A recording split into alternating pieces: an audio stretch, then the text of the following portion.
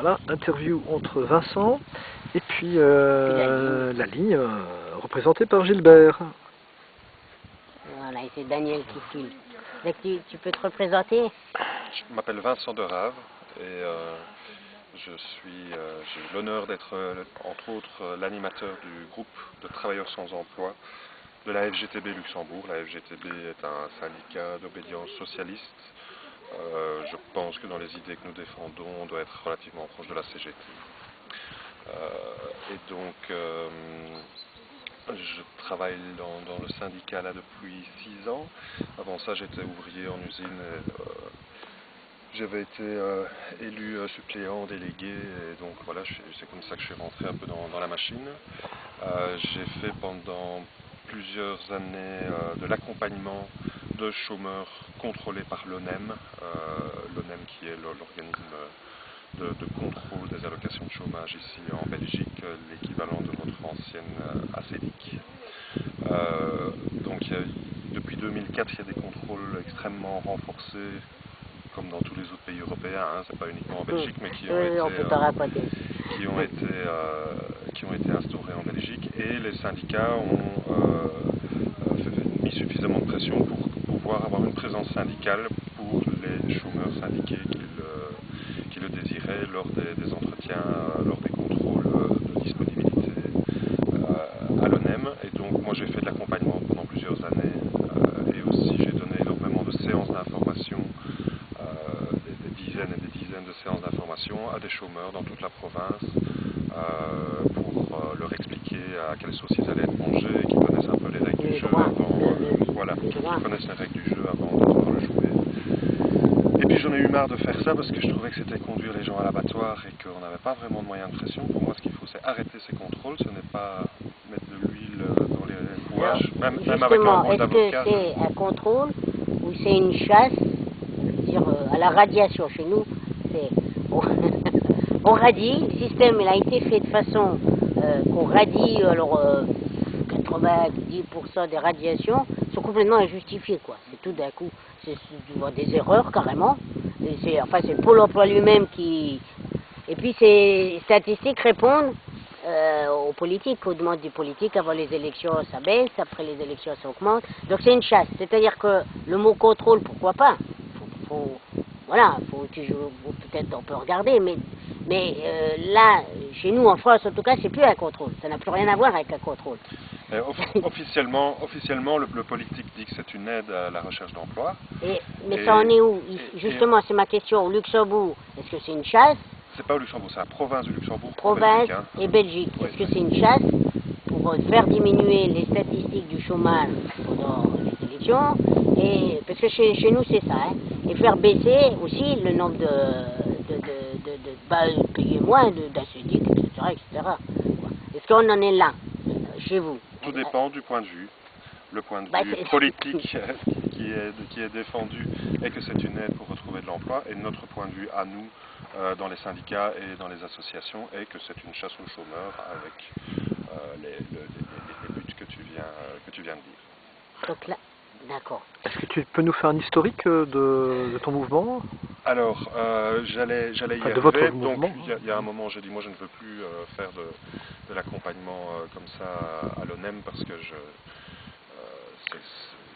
n'y voyais plus beaucoup de sens, et donc j'ai démissionné, et mon chef m'a dit qu'il aimerait bien que je reste. Alors j'ai dit moi ok, je reste, mais pour faire de la militance et non plus pour faire de l'accompagnement. D'où l'idée de créer ce groupe de travailleurs sans emploi dans la province.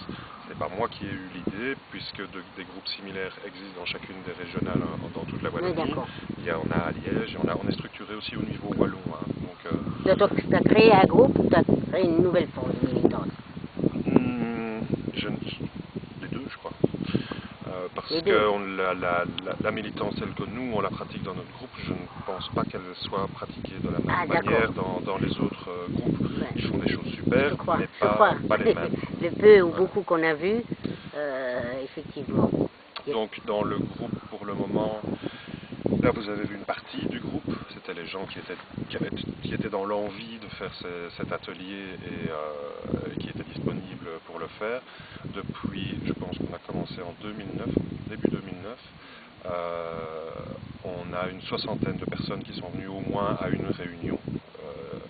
Et bon, certains, après une seule réunion, disent ils sont complètement fous, je m'en vais, il n'y a aucun souci là-dessus. Et puis d'autres reviennent. Et donc l'unique condition pour pouvoir faire partie du groupe est d'être privé d'emploi.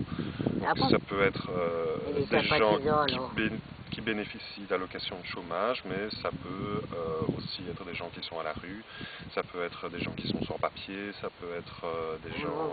mais pourquoi vous limitez? Parce que on n'est déjà pas nombreux en général. Hein, c'est une question qui est en débat à l'intérieur du groupe, ouais. De savoir si on va l'ouvrir à des travailleurs avec emploi ou non. Mais statutairement, au sein de la FGTB, c'est ainsi que ça fonctionne. Mais je pense que c'est une règle qu'on va peut-être transgresser.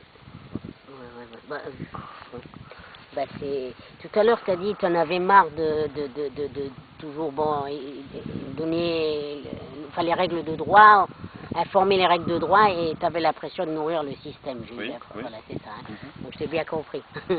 De nourrir. Et là, tu es plus dans une démarche d'interpeller,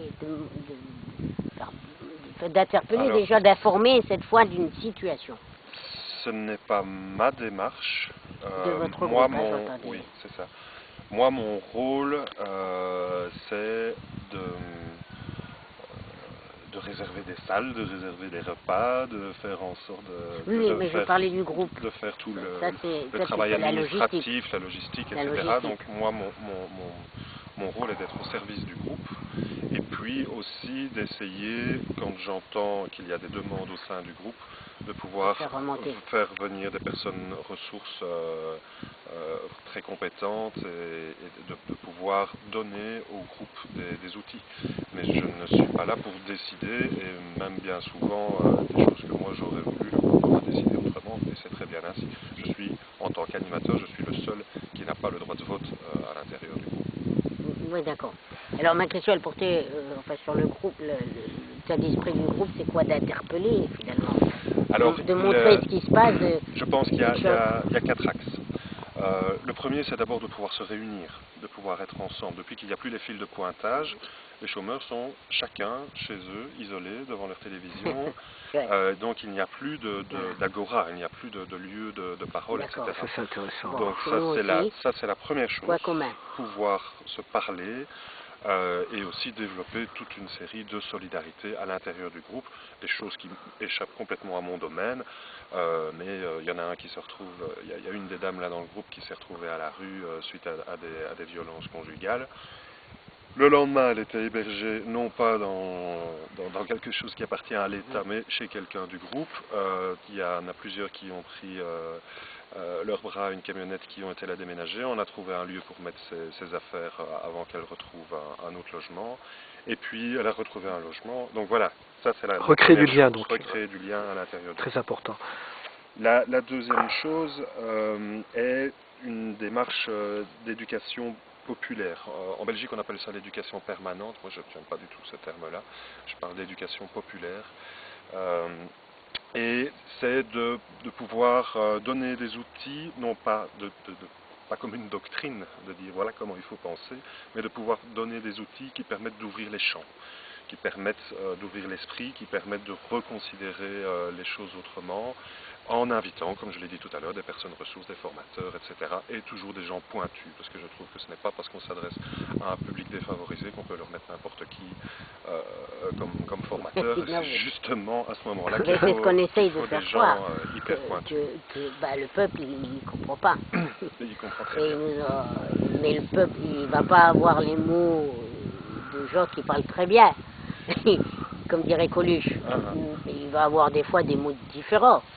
Il comprend parfaitement chez nous, quand il y a ArcelorMittal qui ferme pour faire plus de bénéfices, voilà, il y a une logique financière, et même le dernier des Kidam, il comprend ça.